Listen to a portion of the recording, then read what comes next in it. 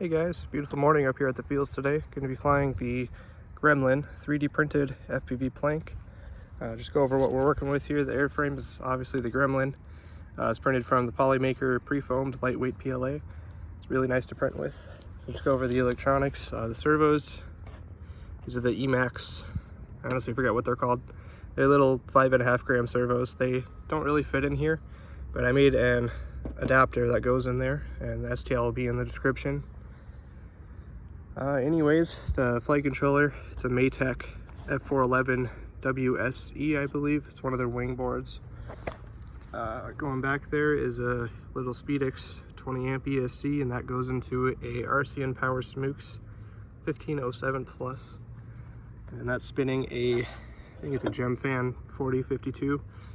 Anyways, we're running this HGLRC M80 GPS. This is actually going to be the first flight with that on there. And then, of course, there's just a Crossfire in the back going to an Immortal T.